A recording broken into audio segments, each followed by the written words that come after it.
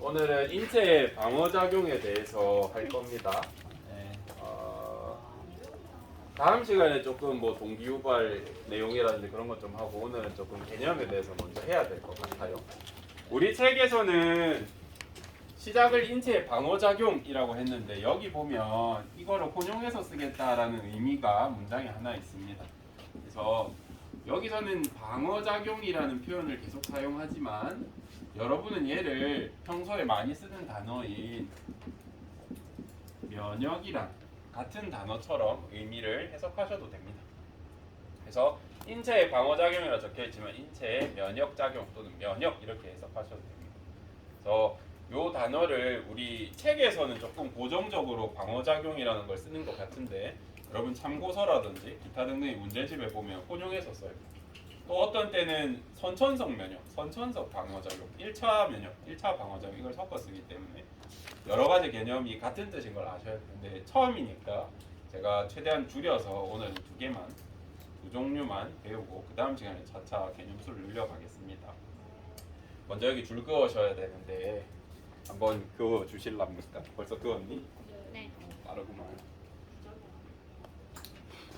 우리 방어작용에는 크게 두 종류가 있습니다. 뭐가 있냐면 비특이적 방어작용 그리고 특이적 방어작용이 있어. 이름에 뜻이 있는데 얘는 방어작용이라 안 쓰고 특이적, 비특이적 면역이라 적어도 되겠죠. 저 개념이 비슷하다는 건 그런 의미입니다. 비특이적 면역은 병원체 종류를 구분하지 않고 그러니까 병원체 종류 상관 안 해. 내 몸 것만 아니면 싹 다 방어해버린다는 게 이 비특이적 방어작용이야. 예를 들어 뭐가 있냐면 피부가 대표적인 비특이적 면역이야. 피부 봐봐, 얘 세균이라고 걸러내니? 먼지라고 특정하고 걸러내니? 아니죠. 얘는 물조차 통과 못하게 세팅돼 있어. 내 몸 안에 아무것도 못 들어오게 막아주고 있죠. 이런 게 대표적인 비특이적 방어 중에 하나입니다. 또 뭐가 있냐면 점막이란 게 있어. 점막은 점액이라는 개념이랑 같이 보통 따라다니는데 피부처럼 비슷한 성질인데 비슷한 성분의 비슷한 세포인데 끈적끈적한 점액이라고 하는 게 나오는 우리 피부 막 같은 걸 점막이라고 해요. 대표적으로 뭐가 있냐면 눈 한번 만져보시면 실제로 만지면 감염되겠지만 아프겠지만 눈 만져보시면 뭔가 촉촉한 액체가 나오면서 찐득찐득하고 좀 그렇죠. 그죠? 촉촉하게 이렇게 돼 있을 겁니다. 또 아니면 코 안쪽에 아니면 입 안쪽에 아니면 위장 같은 거 있죠. 장 안에도 뭔가 끈적끈적 촉촉하게 돼 있을 겁니다. 이런 부분들이 피부처럼 돼 있지만 액이 끈적하게 나오는 점막이야. 이런 애들은 어떤 역할을 해줄까? 어떻게 방어를 해줘? 끈적끈적한 액이 있으니까 먼지가 와도 어떻게 되겠어? 붙겠죠. 침투를 못하고 이 점액이나 이런 데 부착될 거야. 그러면 눈 같은 경우에는 눈물이라는 또 다른 액이 나오면서 이렇게 흘려보내. 먼지가 들어가더라도 이렇게 씻어낼 수 있고 코 안에서는 섬모라고 하는 털들이 이렇게 안에 끈적끈적하게 붙으면 이렇게 사라다라다 밀어서 코로 이렇게 버리게 해줍니다. 이런 것들을 할 수 있어. 얘네 너희 태어나서 생겨서 태어날 때부터 가지고 있었어. 얘네 태어날 때부터 가지고 있었고 얘네는 얘가 병원체든 먼지든 중금속이든 신경 안 써. 내 몸 게 아니니까 그냥 갖다 버린다고 또는 못 들어오게 막는다고. 그래서 비특이적으로 면역한다라고 설명할 수 있고 태어날 때부터 가진다고 얘를 선천성 면역, 선천성 방어작용이라고 표현하는 책도 있어. 적어줄게.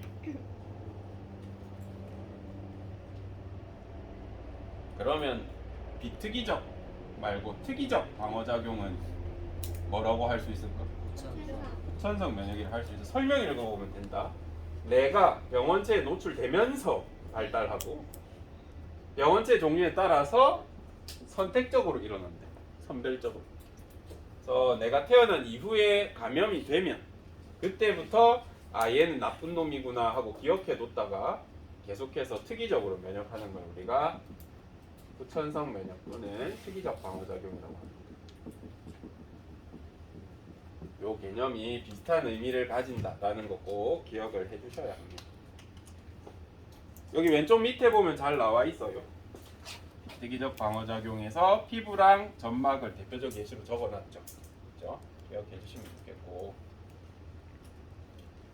그 다음에 하나 생각하면 좋을 만한 게 뭐냐면 여러분 입으로 이렇게 들이마셨어. 그러면 이미 이 공기 중에 있던 수많은 곰팡이 포자라든지 세균의 포자들이 내 입에 들어와. 근데 우리 왜 감염 안 돼? 또는 눈 뜨고 앞으로 달렸어. 그럼 먼지 날아와서 다다다닥 붙는데 왜 우리 감염 안 돼? 먼지에도 세균 많을 텐데. 점막. 점막이 부착도 시켜주지만 이 점액 속에 특수한 효소가 있어.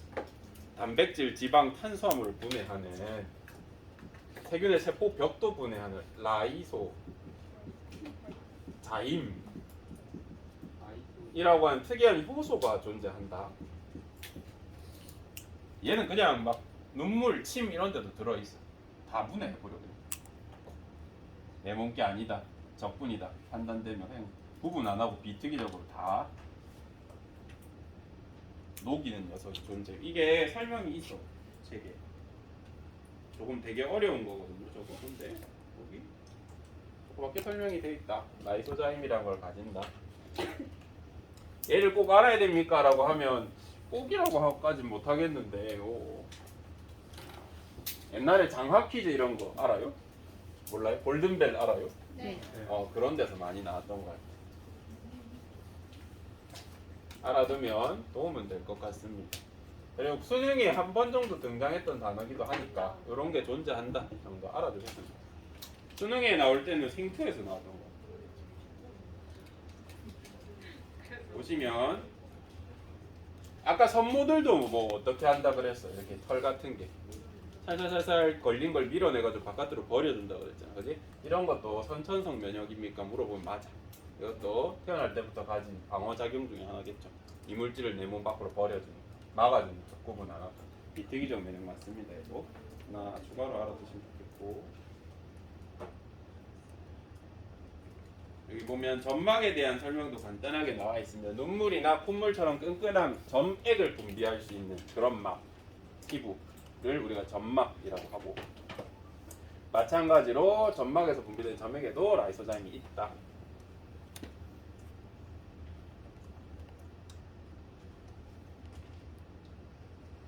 봐주시면 됩니다. 잠깐 여기 밑에 친구들도 좀 색칠을 미리 해주시고.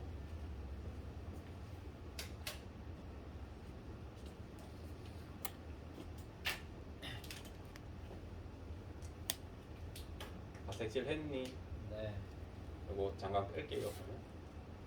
이렇게 좀 판서로 할 건데 같이 해봅시다. 오늘 얘들아 하는 수업 내용은 전부 다 비특이적 방어작용만 할 거야. 알겠죠? 왜 선생님 굳이 구분하냐면 시간이 남는데도 한 번에 하면 여러분이 이게 비특이적인지 특이적인지 구분을 잘 못하더라고요. 그래서 머리 딱 생각 칸을 딱 나눠. 오늘 배우는 건 비특이적이다 라고. 알겠죠? 기억을 해주셔야 됩니다. 혈구가 아니라 그다음에 혈액은 뭐랑 뭐로 나온다고 중학교 때 배웠어? 혈구와 혈장으로 나눈다고 배웠죠? 네. 혈구에 뭐뭐뭐 있는데? 적혈구, 백혈구, 혈소판. 이 혈소판 친구는 조금 논란이 있더라고요. 최근에 이를 혈구로 쳐야 되냐 말아야 되냐. 그래서 뭐 신경 안 쓰셔도 됩니다. 뭐 우리 뭐 쓰지 뭐. 혈구로 씁시다. 적혈구는 역할이 뭔데? 산소. 찍고 있나? 응. 백혈구는 뭐라고 배웠어요? 면역. 면역 작용을 한다. 중학교 때 면역 정도로만 배우거든요. 방어 작용을 한다 생각해 주시면 되고. 혈소판은 혈액 응고에 관여한다. 뭐 혈장을 부지정하면 물질 운반 이렇게 생각해 주시면 되고. 백혈구 있잖아요. 백혈구는 뜻이 뭐야? 흰색 혈구라는 뜻이잖아. 그래서 흰색을 띠기만 하면 전부 백혈구라고 붙였어. 근데 실제로 백혈구의 종류를 막 구분하면 기능적으로 기능이나 모양에 따라서 한 3, 40가지 되는 것 같아요. 많죠. 그 중에 여러분이 고등학교 와서 배울 건 한 7개 음. 정도 되는 것 같다. 적어줄게. 대표적으로 크게 나누면 3개가 있어. 뭐 몇 개 더 있긴 하지만 우리 그건 안 배우니까. 음. 대표적으로 대시기가 있고요. 그 다음에 소시기가 아니라 비만이. 대시기는 이름 왜 대시기인 것 같아? 많이 먹어. 진짜 많이 먹어. 내 몸 거 아니면 그냥 다 잡아 먹으려고. 비만이는 뚱뚱해 부풀어 있어. 이 비만이라는 뜻이 그 뜻은 아닌데 실제로도 근데 실제로 크기가 크고 빵빵하게 부풀어 있습니다. 요거 빼면 이제 여러분이 들었을 만한 친구 림프구가 있어. 림프구를 우리가 나중에 많이 배울 건데 이 림프구는 대표적으로 B가 있고 T도 있고 형질 세포도 있고 기억 세포도 있고 킬러 T셀 뭐 보조 T리 뭐 많아요. 다다다다 많은데 우리는 일부만 배울 거야. 또 막 생로병사의 비밀 이런 거 보다 보면 뭐 수지장 세포, NK 셀 막 이런 게 있어. 근데 우리는 그렇게까지는 안 배우고 여기까지만 거의 배우는 것 같습니다. 오늘 뭐에 대해서 배운다고요? 비특이적 면역. 비특이적 면역에 관여하는 백혈구는 요 2개야. 꼭 얘네는 비특이적이다 라는 거 꼭 기억을 하셔야 됩니다. 물론 얘네가 연계된 활동이 후천성 면역으로 이어지긴 하는데요. 얘네가 스스로 할 수 있는 것 딱 역할만 딱 봤을 때는 얘는 이것밖에 없어. 먼저 대시기가 할 수 있는 기능이 있어.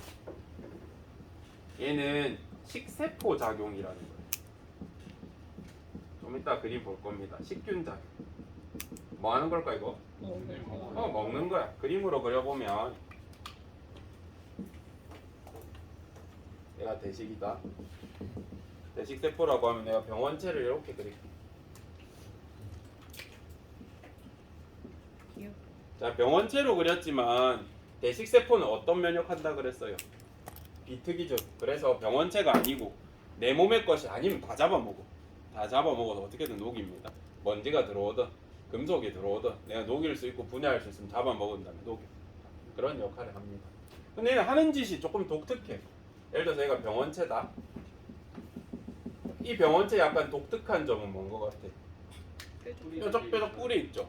그러면 우리 해적들이 상대방 죽이고 나서 깃발 뺏어서 달듯이 아니면 선장 모자 뺏어 쓰듯이 얘도 신기하게 생겼네 하면 요 부분을 자기가 이렇게 뽑아가지고 등 뒤에 죽인 걸 자랑해.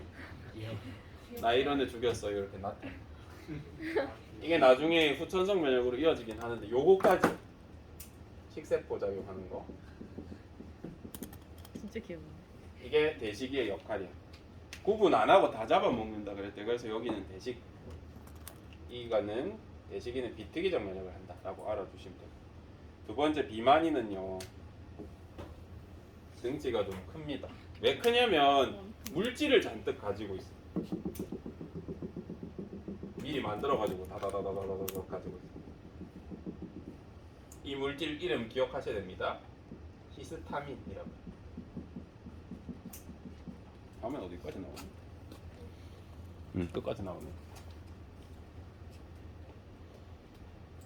이 비만 세포는 히스타민이라는 물질, 단백질이랑 지방으로 된 물질이 있거든요. 잔뜩 들고 있어요. 얘가 하는 역할이 뭐냐면 우리 교실에 불이 났어. 지금 여기 불이 났다. 소화기를 끄려고 했는데 실패했어. 이제 어떻게 해야 돼? 뭔가요? 도망가야지. 도망만 갈 거야? 119에 신고 뭐라고? 119. 아, 신고할 거야? 이제 그러고 가만히 이렇게 있을 거야? 네. 나머지 친구들은 다 타 죽겠네. 아, 다른 애들. 그래, 다른 애들 도망치라고 알리면서 가야죠. 불이야 해야지. 불이야. 너네만 도망치면 어떡해? 우리 내 몸에 뭐가 찔렸어 이렇게. 가시에 찔려서 상처가 났어. 그러면 잘 생각해 보세요. 소독이 잘 된 주사바늘, 링겔바늘 또는 우리 엉덩이 주사 이렇게 맞았어. 거기 주사 맞고 나서 피는 조금 찔끔 나지만 거기가 막 커다랗게 부풀고 막 이런 적 있었나? 만약 부풀었다면 그거 소독 잘못하셔가지고 병원 잘못한 거고. 아니면 우리 지나가다 가시 찔리거나 샤프 찔리거나 볼펜에 찔렸을 때는 어떻게 되든가. 개 아파.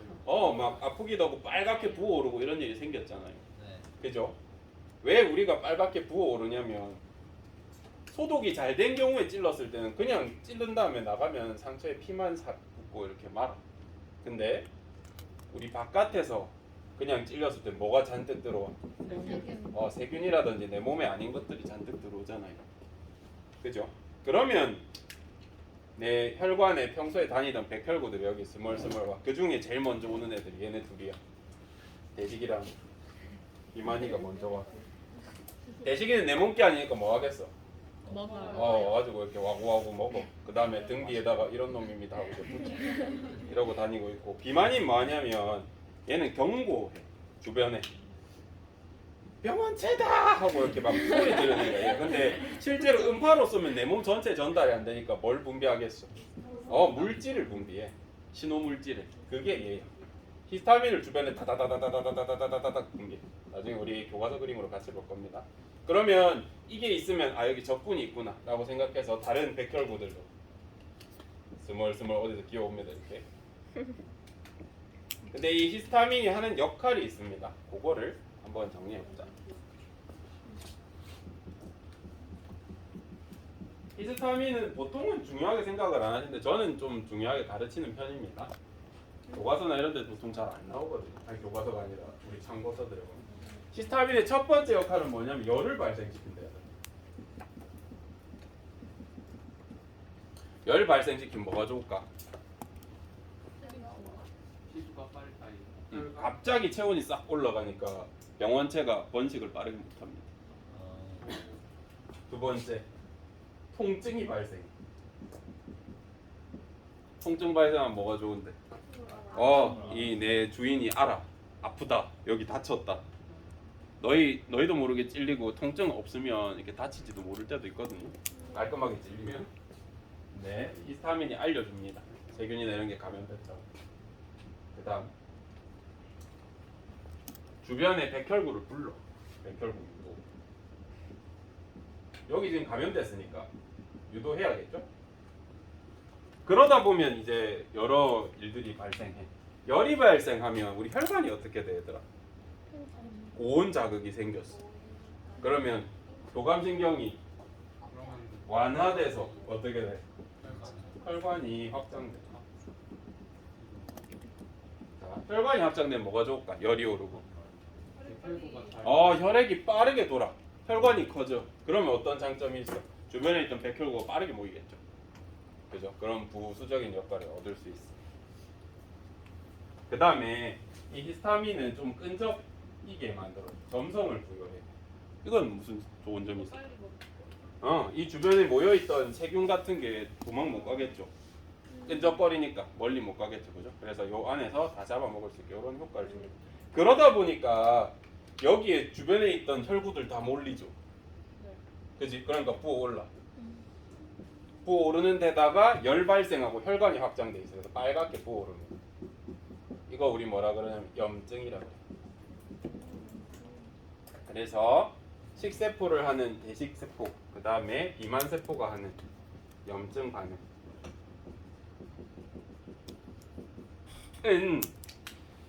얘가 코로나다 해서 가는 게 아니라 내 몸 게 아니다, 병원체다, 적군이다 라고 판단되면 모두한테 다 이래. 그래서 비특이적 면역에 들어갑니다. 받아들일 수 있겠니? 대식세포가 하는 식세포 작용, 비만세포가 하는 염증 반응, 히스타민 분비하는 이 짓은 내 몸 게 아니면 싹 다 해요. 그래서 비특이적이다 라고 할 수 있어. 다시 또 켤게.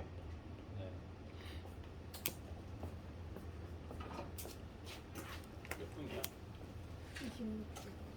앞에 그거 하는 바람 시간이 좀 지운다 이제?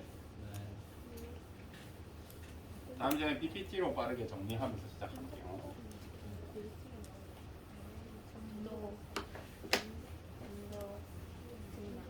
다시 한번 말씀드리지만 오늘은 비특이적 면역하고 있습니다. 선생님.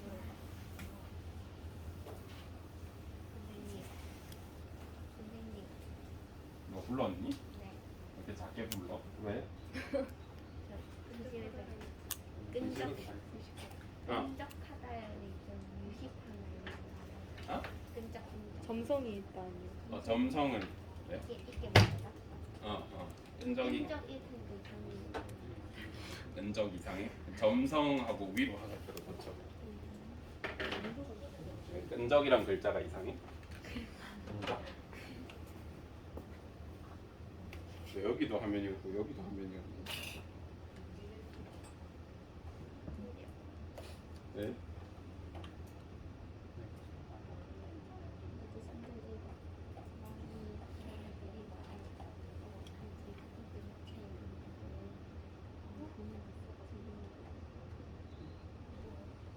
여기 같이 보면 요 그림을 주목해 주시면 됩니다. 이 그림이 그런 걸 나타내는 거예요.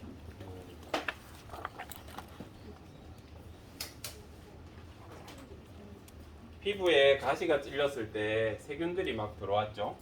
그러면서 이 비만 세포가 히스타민을 분비하고 대식 세포가 이렇게 다가오고, 그러면 이 히스타민에 의해서 혈관도 뭔가 좀 더 굵어진 것 같고 주변에 백혈구들도 모여.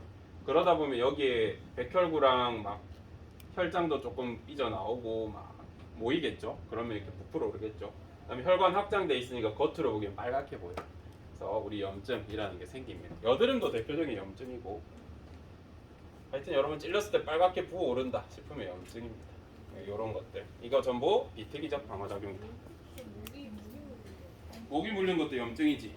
걔가 독성 물질 집어넣잖아요. 그래서 이런 염증 반응 이런. 그다음에 우리 여기에서 추가적으로 할 만한 게 뭐가 있냐면 뭐 아토피라든지 아니면 까먹어 버렸는 걸. 알러지 그래. 두드러기도 알러지의 일종입니다. 보면 이 친구들은 어떤 친구들이냐면 우리 요 정도 찔렸을 때 보통 세균이 뭐 많이 들어온다 치면 5만에서 한 30만 마리 정도 들어옵니다. 근데 내가 땅콩을 먹었어. 땅콩 알러지 많거든요. 복숭아라든지. 땅콩 우리 이거 세포 몇 개 정도 있을까? N억 개 정도 있거든요. 그러면 어떤 친구는 면역이 되게 예민한 거야. 예민해서 이 땅콩을 적군으로 인식하네. 음식인데 영양소인데 적군으로 인식하는 친구가 간혹 있어. 그러면 내가 그냥 땅콩을 모르고 먹었다, 있는지 모르고, 그러면 내 몸 어떻게 생각하는 거야? 세균이 몇억 마리 들어왔다 이렇게 인식하는 거야. 그러면 얘가 지나가는 내 점막부터 위장 하나하나에서 다 무슨 일이 일어나?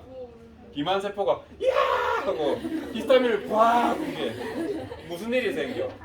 빨갛게 부어오르는 건 두 번째 문제고, 온몸에 통증이 시작됩니다. 그다음 체온이 급격하게 올라가. 그렇겠죠? 그 다음에 혈관이 다다닥 확장돼. 저혈압 쇼크로 죽어. 혈관이 바바박 열려버리니까 피가 지금 혈압이 떨어져가지고 피가 안 가요. 체온도 갑자기 올라갔지. 그 다음에 온몸에 백혈구들이 다 빠져나가 막. 그래서 막 몸도 부어버리고 막 난리 납니다. 그래서 자기가 알러지 있는지 미리 아셔야 되고 쇼크로 죽을 수 있습니다. 마찬가지로 복숭아나 이런 것도 똑같아. 이 사람한테는 얘가 거의 독성 강한 세균처럼 느껴지기 때문에 우리 기생충 같은 거 영화 보면 이렇게 복숭아 털팍 이렇게 날리잖아요. 굉장히 독성 강한 세균을 뿌렸다라고 생각해도 똑같은 효과예요. 마찬가지로 아토피는 뭐냐면 피부 바깥에 내한테 알러지 물질이라든지 하여튼 뭐가 올라와 있어. 평소에는 그렇게 예민하게 반응 안 해도 돼. 예를 들면 지금 떠다니는 먼지 피부에 앉은 거 가지고는 피부 바깥이니까 괜찮잖아.